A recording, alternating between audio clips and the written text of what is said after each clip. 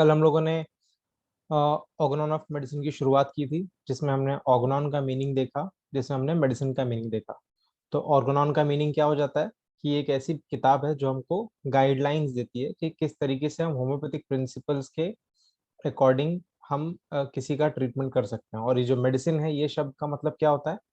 Medicine शब्द का मतलब होता है वो फील्ड या वो क्षेत्र जो चिकित्सा से जुड़ा हुआ हो, जिसमें आप डायग्नोसिस करते हैं, जिसमें आप ट्रीटमेंट करते हैं, जिसमें आप ट्रीटमेंट प्लान करते हैं, मैनेज करते हैं।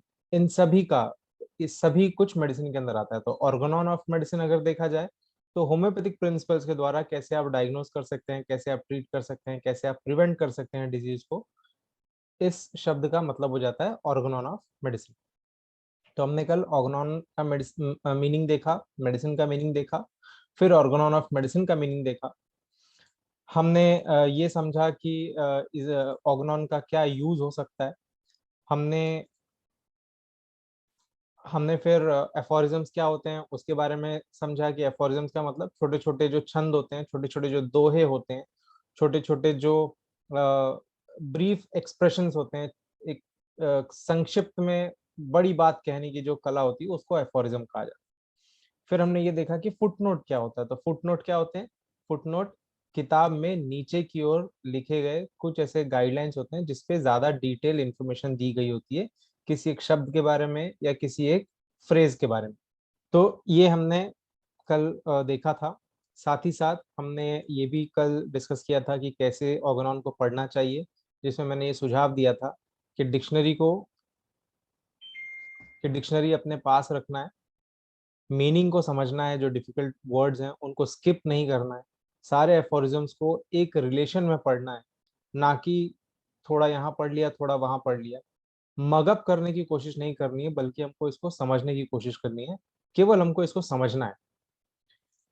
यूजेस तो आप लोग बताएंगे जब हमारा ये ऑर्गेनॉन का सेशन खत्म होगा, तब आप लोगों को खुद इस बात का आभास हो जाएगा कि क्या क्या यूज हो सकता है ऑर्गेनॉन का, और कितना एसेंशियल है ऑर्गेनॉन के बारे में जानना जब हम क्लिनिक में बैठते हैं प्रैक्टिस करने के लिए। बहुत सर बहुत अच्छी चीज पढ़ा रहे हो, क्योंकि मेरा परसों को किसी का ऐलान तुम लोग चार्जिंग पे लगा के। फिर हमने कल फर्स्ट एफोरिज्म भी देखा था, जिसमें हमारे पास समय कम होने की वजह से केवल फर्स्ट एफोरिज्म पर ही हम रुक गए थे। और इसका मीनिंग हमको क्या समझ में आया था कि हमारा जो लक्ष्य है, हमारा जो उद्देश्य है, वो ये नहीं होना चाहिए कि हम किसी पेशेंट को केवल टेम्पररी रिलीफ दे दें। हमारा लक्ष्य ये होना चाहिए कि हम उसको रिस्टोर कर सकें, उसको उसके हेल्थ में कन्वर्ट कर सकें, डिजीज से हेल्थ में उसको कन्वर्ट कर सकें, उसको क्योर कर सकें। और इसके फुटनोट में उन्होंने हमको ये समझाया था कि केवल बोल बच्चन से काम नहीं चलेगा, केवल अच्छे अच्छे शब्द इस्तेमाल करने से आप किसी की तकलीफ दूर नहीं कर सकते। उसके लिए आपको एक्चुअली फील्ड में उतरना होगा, सिम्टम्स पर ध्यान देना होगा, और बेतुकी बातों से बचकर हमको एक्चुअली जो मानवता है उसके लिए हमको वर्क करना होगा। तो ये हमको फर्स्ट एफोरिज्म और उसके फुटनोट से पता लगता है। अब सेकंड एफोरिज्म, क्योंकि मैंने बताया कि ये इसके कंटिन्यूएशन में ही है, तो सेकंड एफोरिज्म हमको ये बताता है कि एक क्योर अगर हम कर रहे हैं, कि अगर हम कोई क्योर कर रहे हैं तो वो क्योर कैसा होना चाहिए। आमतौर पे आप लोगों ने सुना होगा, ये आम जनमानस में इस तरह की बातें चलती हैं कि अगर आप होम्योपैथिक ट्रीटमेंट ले रहे हैं तो उसमें पहला तो वो बहुत ज़्यादा टाइम लगाता है। तो ये ऐसा सुनने में आता है कि अगर आप होम्योपैथिक ट्रीटमेंट ले रहे हैं तो बहुत टाइम लगाता है, होम्योपैथी बहुत स्लो काम करता है। होम्योपैथ और कई लोग तो ऐसा भी कहते हैं कि जब तक दवाई ली तब तक आराम मिलता है, उसके बाद दोबारा आ जाता है। फिर कई लोग ऐसा भी कहते हैं कि अगर होम्योपैथिक मेडिसिन लेने के बाद एग्रेवेशन ना दिखा तो इसका मतलब है मेडिसिन ने काम नहीं किया है। इस तरह की बहुत सारी भ्रामक बातें समाज में फैली हुई हैं। हम हमारे और आप सबके मन में ये बातें होंगी।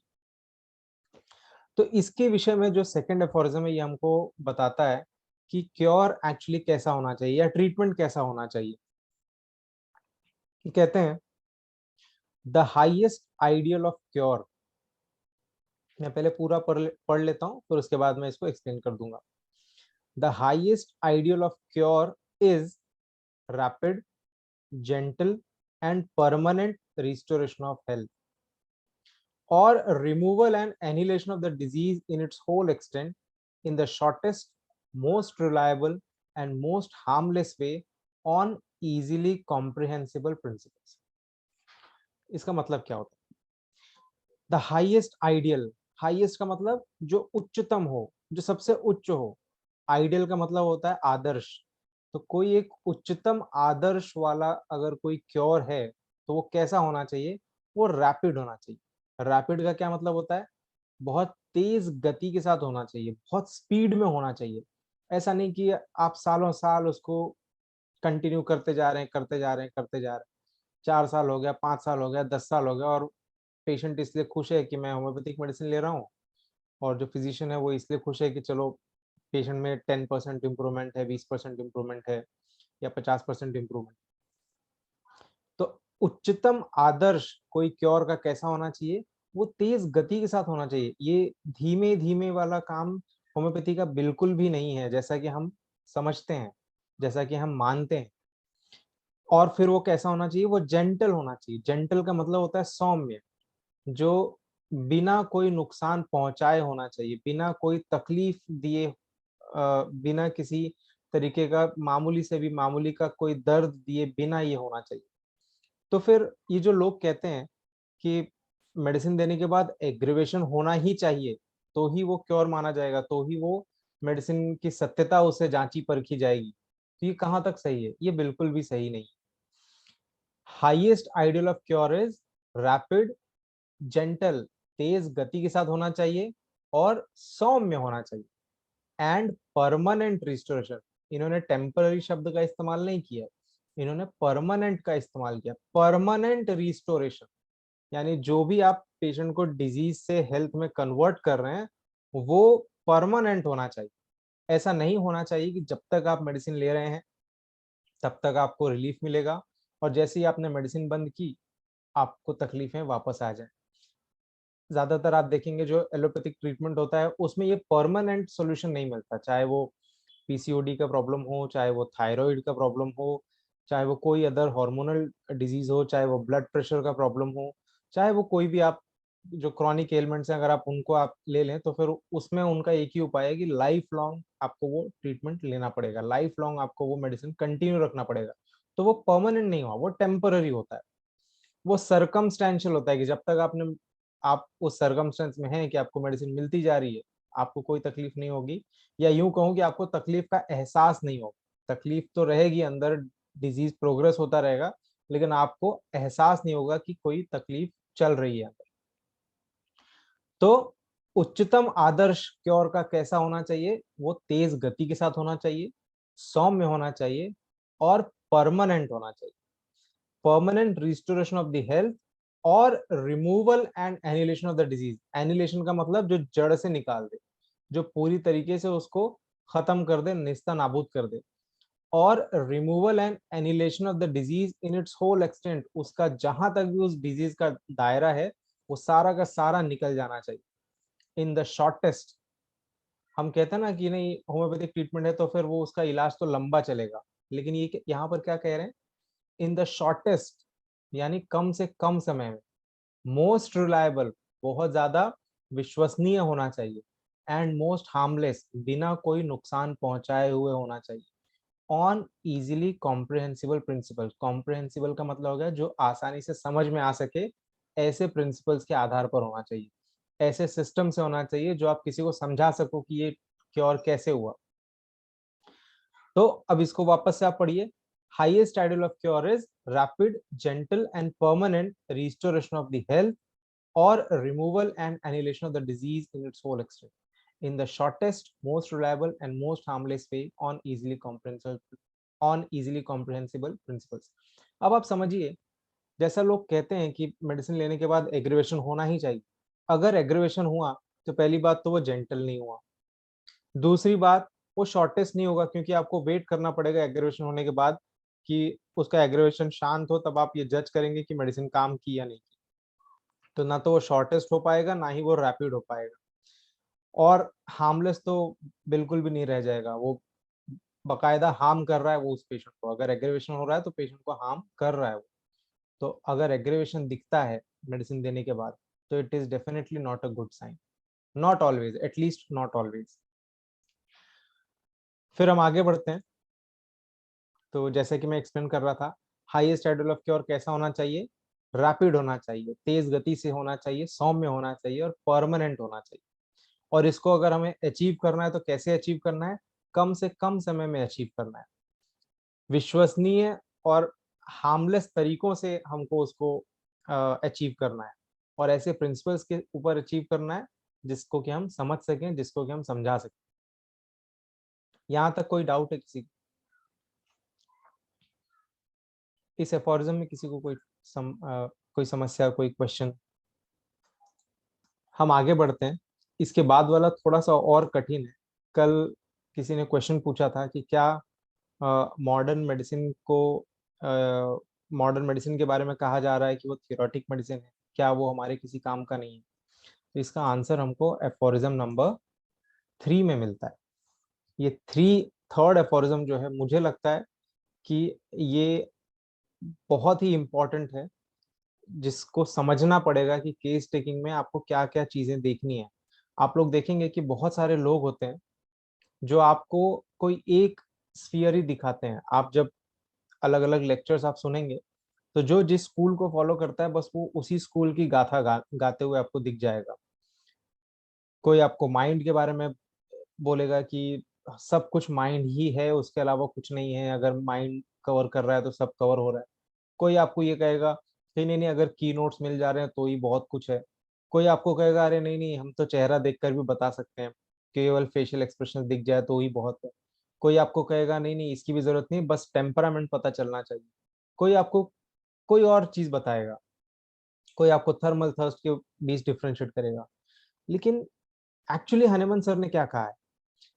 जो डॉक्टर हनेमन ने कहा है वो हम एफोरिज्म नंबर 3 में देखने जा रहे हैं, कि क्या क्या चीजें हमको समझनी चाहिए, क्या क्या चीजें हम समझेंगे तो हम सही तरीके से इन्वेस्टिगेट कर पाएंगे। तो एफोरिज्म नंबर 3 में वो कहते हैं, if the physician clearly perceives what is to be cured in a disease. तो एफोरिज्म नंबर 3 में वो कहते हैं, if the physician clearly perceives का मतलब होता है समझना, what is to be cured in a disease, किसी एक डिजीज में क्या ऐसा है जिसको कि आपको क्योर करना है, जिसको कि आपको निकालना है। That is to say, in every individual case of disease, हर व्यक्ति के अंदर जो डिजीज होगा वो अलग ही होगा। अगर दो लोगों को टाइफॉइड हुआ है तो उन दोनों के अंदर कुछ ना कुछ ऐसा होगा जो बहुत ही यूनिक होगा। जो समझिए, अगर दो पेशेंट हैं, पेशेंट ए और पेशेंट बी, तो उनके अंदर कुछ ना कुछ ऐसा होगा जो ए के लिए बहुत ही विशेष होगा और जो बी के लिए बहुत ही विशेष होगा। हो सकता है किसी की थर्स्ट एकदम से कम हो, किसी की थर्स्ट बहुत ज्यादा बड़ी हो सकता है कोई डिलीरियम में चला जाए, हो सकता है दूसरा वाला डिलीरियम में ना जाए। तो पहले तो हमको क्या है, if the physician clearly perceives, अगर फिजिशियन को ये बात समझ आती है कि उसको क्या क्योर करना है किसी डिजीज में, हर इंडिविजुअल केस ऑफ डिजीज में, जिसका कि मतलब है knowledge of disease indication. Knowledge of disease indication का मतलब क्या हो गया? डिजीज को पहचानने हमें आना चाहिए कि क्या इसका डायग्नोसिस है, क्या इसका पैथोलॉजी है, क्या इसका स्फीयर ऑफ एक्शन है। फिर आगे क्या है, if he clearly perceives what is curative in medicine. अब एक बार उसको पता चल गया कि डिजीज का डायग्नोसिस कैसा है, उसका पैथोलॉजी कैसा है, उसका स्फीयर ऑफ एक्शन क्या है, और अब अगर उसको ये मालूम है, if he clearly perceives what is curative in medicine, कि जो भी मेडिसिन वो देना चाहता है उसके अंदर ऐसा क्या है जो उसको क्यूरेटिव बनाता है, यानी जो उसको ये शक्ति प्रदान करता है कि वो किसी बीमारी को क्योर कर सके। That is to say, in each individual medicine, हर एक मेडिसिन में क्या क्या उसकी गुणवत्ताएं हैं, उसको जब हम समझते हैं तो हमको ये समझ में आता है कि इस मेडिसिन के अंदर ऐसा क्या है जो जिसको कि हमें यूज करना है। यानी कि नॉलेज ऑफ मेडिकल पावर्स या knowledge of medicinal power. Knowledge of medicinal power का मतलब क्या हो गया? मटीरिया मेडिका का नॉलेज हमको होना चाहिए। अब इसके बाद, अब किसी को अगर हमें क्योर करना है ये दो चीजें तो बहुत जरूरी है, पहले तो उस डिजीज को पहचानना, फिर उस डिजीज के अंदर जो इंडिविजुअलिटी है उसको पहचानना, साथ ही साथ हमको उस डिजीज में कौन कौन सी मेडिसिन हमको हेल्प कर सकेंगे उनका मटेरिया मेडिका हमको पता होना चाहिए। अब उसके बाद क्या आता है, उसके बाद ये आता है and if he knows how to adapt according to clearly defined principles. अब इसके बाद अगर हम इस बात को समझते हैं कि कैसे प्रिंसिपल्स के आधार पर हम अपने आप को अडेप्ट कर सकते हैं, जिससे कि हम जो मेडिसिन का नॉलेज है वो हम डिजीज के नॉलेज के ऊपर अप्लाई कर सकें। And if he knows how to adapt according to clearly defined principles, what is curative in medicine to what he has discovered to be undoubtedly morbid in the patient, यानी जो medicine के अंदर curative properties हैं वो, और जो उस disease के अंदर जो उसकी इंडिविजुअलिटी है वो, जब आप इन दोनों को जान गए हैं तो इनको प्रिंसिपल्स के आधार पर कैसे एक दूसरे के ऊपर आपको अप्लाई करना है ताकि आप क्योर प्रोड्यूस कर सकें, so that the recovery must ensure to adapted as well in respect to the suitability of medicine most appropriate according to its mode of action to the case before him, यानी choice of the remedy the medicine indicated। अब इसको समझिए, थोड़ा सा confusing लग सकता है लेकिन बहुत ही सिंपल है।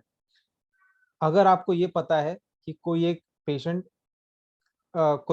का डिजीज है, तो अब उसको जो डिजीज है उस डिजीज के अंदर उसकी इंडिविजुअलिटी क्या है, यानी आपको डिजीज भी पहचानना है और उस डिजीज की इंडिविजुअलिटी भी आपको पहचाननी है कि उसके अंदर यूनिक क्या है।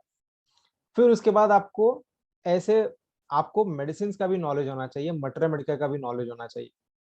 उसके बाद आपको ये पता होना चाहिए कि ये जो डिजीज है, इस डिजीज में जैसे हम थेरेपेटिक पढ़ते हैं ना, तो अभी जैसे रिसेंटली हमने कॉफ के बारे में पढ़ा था, रिसेंटली हमने रूमेटोलॉजी के बारे में पढ़ा था, तो फीवर के बारे में भी शायद हमने पढ़ा था।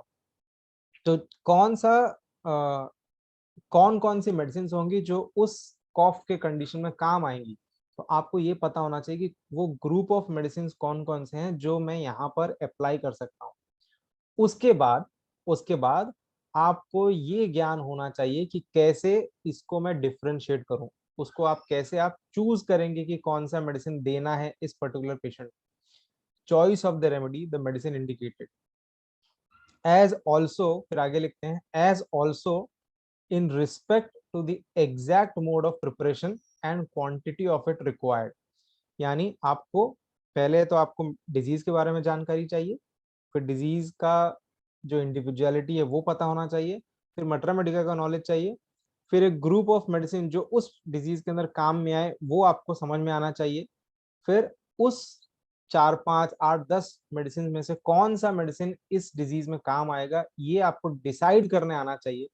उसके बाद आता है पोटेंसी, कि किस पोटेंसी में आपको इसको देना है, किस पोटेंसी में आपको इसको पेशेंट को एडमिनिस्टर करना है, और कितनी फ्रीक्वेंटली आपको देना है, कितनी बार उसको देना है, 2 बार देना है दिन में, 3 बार देना है, आपको उसको हर आधे घंटे पर देना है, इसका ज्ञान भी हमको होना चाहिए। As also in respect to the exact mode of preparation, preparation का मतलब अगर आपके पास नहीं है तो आप कैसे उसको आपके क्लिनिक में बना सकते हैं, and quantity of it required, यानी कि प्रॉपर डोज होना चाहिए, किस डोज में आपको देना है, and the proper period for repeating the dose.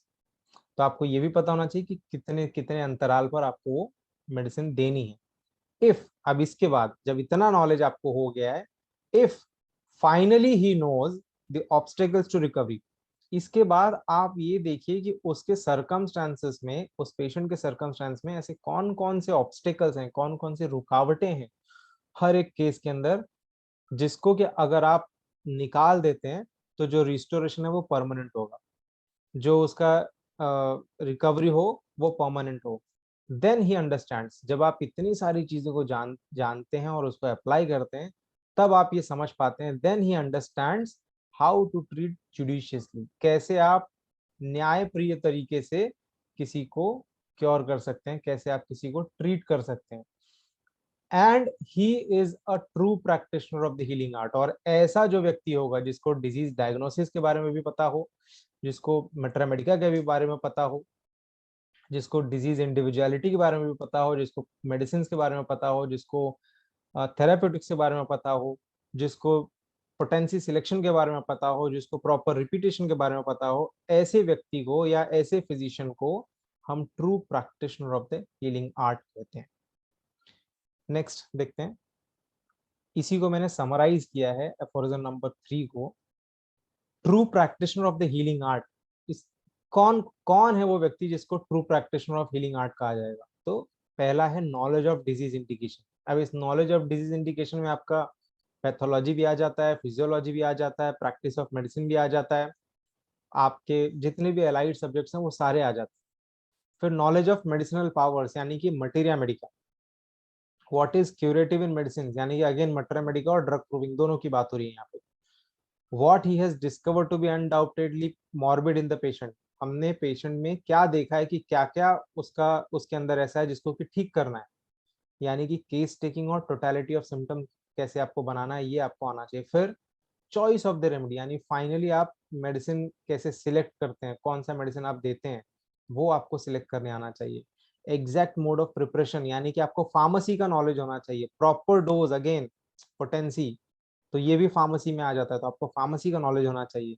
फिर proper period for repeating the dose, इसको हम फार्मेसी के अंदर ही पोसोलॉजी के अंदर ये आ जाता है। फिर लास्ट में आता है ऑब्स्टेकल्स, कि कौन कौन सी रुकावटें हैं, कौन कौन सी दिक्कतें हैं। जैसे कुछ पेशेंट्स होंगे जिनके लाइफ में डाइट को आपको रेगुलेट करना पड़े, या एक्सरसाइज को आपको रेगुलेट करना पड़े, या उनका जो डेली रूटीन है उसको आपको रेगुलेट करना पड़े, या उनको आपको एक्सरसाइज वगैरह कुछ ना कुछ आपको एडवाइस करना पड़े। ये सारे ऑब्स्टेकल्स होते हैं। या वो कहीं ऐसी जगह पे रह रहा है जहाँ पे बार बार पानी इकट्ठा हो जाता है, जैसे कि बांग्लादेश वगैरह में होता है कि वहां पर कीचड़ कीचड़ ज्यादा है वहां पर, तो वहां पर क्या होता है, मार्शी एरिया है पूरा, तो वहां के जो लोग होते हैं उनके अंदर मलेरिया बहुत फ्रीक्वेंटली देखने को मिलता है। हमारे नॉर्थ ईस्ट में भी लगभग ऐसा ही कुछ हाल है। तो कहने का मतलब ये है कि ये सारे ऑब्स्टेकल्स हैं। अगर कोई व्यक्ति ऐसी जगह पे रह रहा है जहाँ पर हाइजीन नहीं है, जहाँ पर गंदगी है, तो आप उसको एडवाइस करेंगे कि हाइजीनिक मेजर्स रखिए, आप साफ सफाई रखिए, आप अपने आसपास के इलाके को साफ रखिए। ये सारे ऑब्स्टेकल्स हैं। तो जब आप इन सभी पहलुओं पर जब आप नजर रखते हैं और आपको ये भी पता हो कि कैसे उसको निकालना है, कैसे आप उस पेशेंट को एडवाइस करेंगे, क्या क्या एडवाइस करेंगे, तब हम कहे जाएंगे true practitioner of the healing art. तो मेरे ख्याल से कल वाले क्वेश्चन का आंसर यहाँ पे हो गया होगा। मॉडर्न और एलाइड सब्जेक्ट्स के लिए थियोरेटिक मेडिसिन नहीं कहा गया है, बल्कि उन लोगों के लिए थियोरेटिक मेडिसिन कहा गया है जो लोग केवल शब्दों से लोगों को ट्रीट करना चाहते हैं या कंसोल करना चाहते हैं, कोई मेहनत नहीं करना चाहती, वो सिम्टम्स ढूंढना नहीं चाहते, जो आलसी प्रकृति के लोग होते हैं, जो केवल बातों से लोगों को लुभाना चाहते हैं। फिर नेक्स्ट देखते हैं, he is likewise a preserver of health, ये एफोरिज्म नंबर 4 है। प्रिजर्वर ऑफ हेल्थ का मतलब क्या हो गया?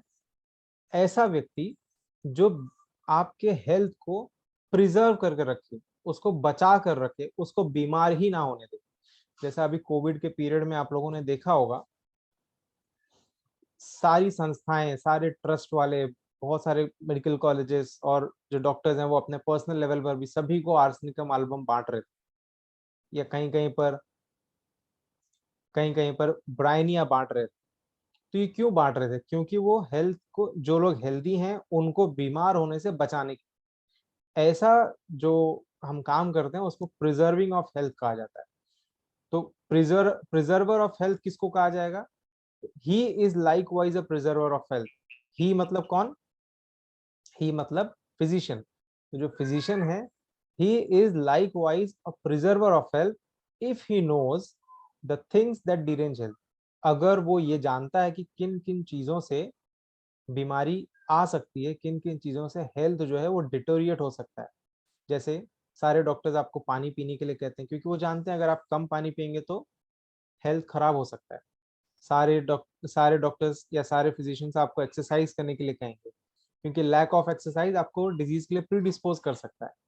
सारे लोग आपको कहेंगे हाइजीनिक मेजर्स फॉलो करने के लिए।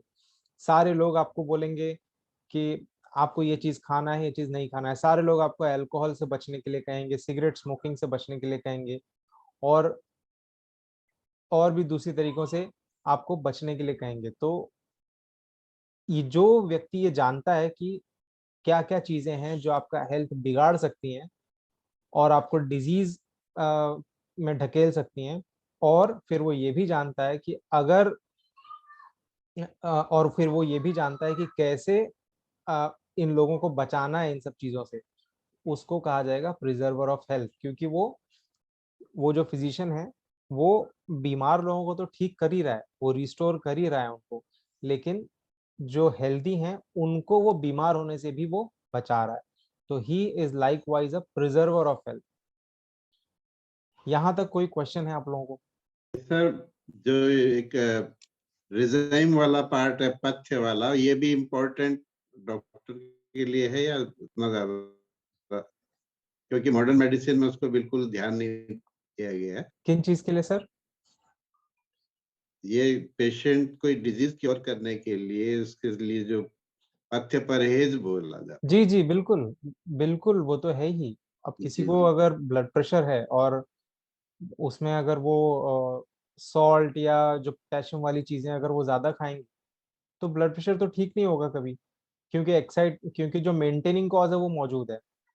अगर किसी के लाइफ में एक्सरसाइज, जैसे डायबिटीज वगैरह जिनको हो जाता है, तो यूजुअली डायबिटीज उनको होता है जो लोग बहुत ही लीजरली लाइफ जीते हैं, जिनके अंदर लैक ऑफ एक्सरसाइज देखने को मिलता है, जो बहुत ही सेडेंटरी लाइफ है, एक ही जगह बैठे रहने वाले होते हैं।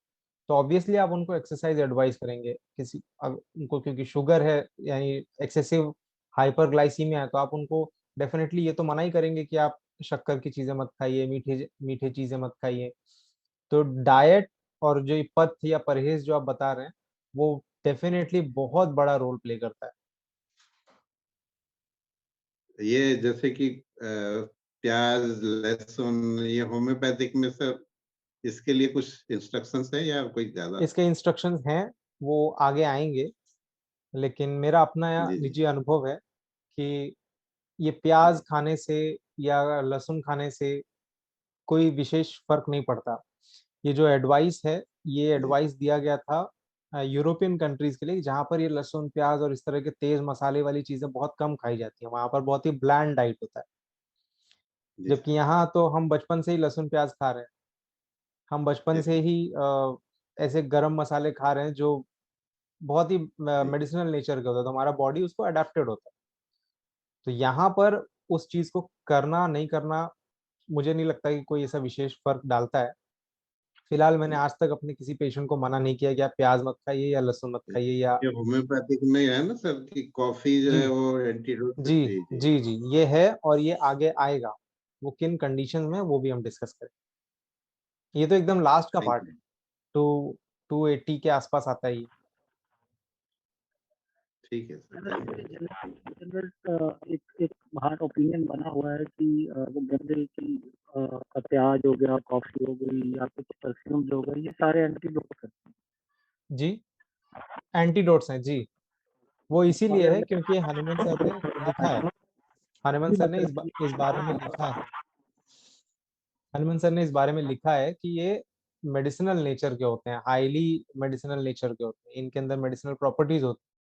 तो उन्होंने ऐसा एडवाइस किया है कि अगर आप ये लेते हैं तो ये चांसेस हैं कि वो आपका जो मेडिसिन है उसके एक्शन को कट कर दे या उसके एक्शन को मॉडिफाई कर सके।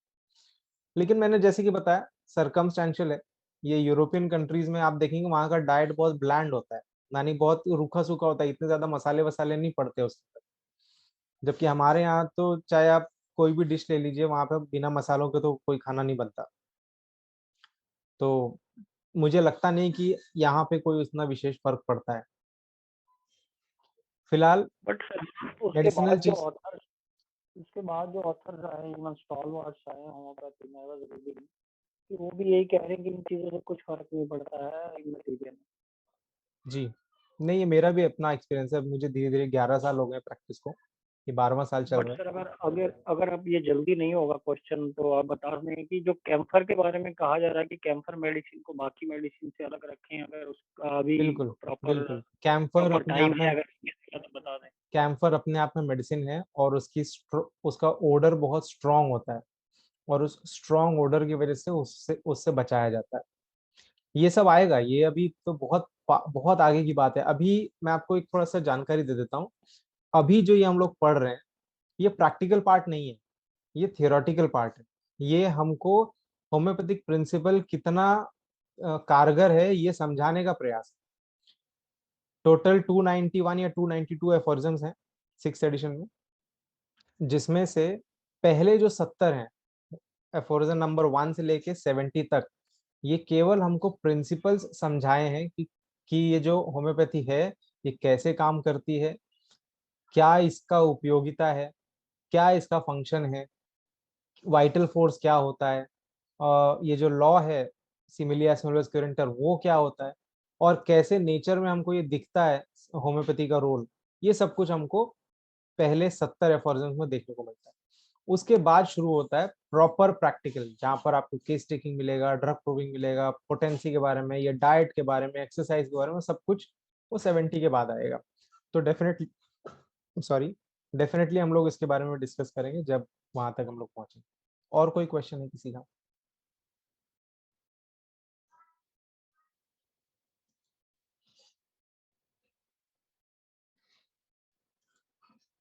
आई होप ये थर्ड एफोरिज्म से ये तो क्लियर हो गया होगा कि डॉक्टर हनीमैन ने मॉडर्न या एलाइड मेडिसिन के बारे में कोई ऐसा नहीं कहा है कि उसको हमें ध्यान नहीं देना है।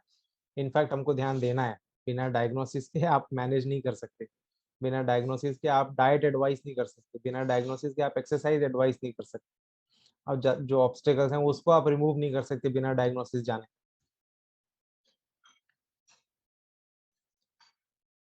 सर डिजीज इंडिविजुअल का मतलब क्या है सर? डिजीज इंडिविजुअल का मतलब है इंडिविजुअलिटी ऑफ डिजीज। जैसे फॉर एग्जांपल किसी का मोडालिटी अलग होगा, किसी का मोडालिटी एकदम डिफरेंट होगा।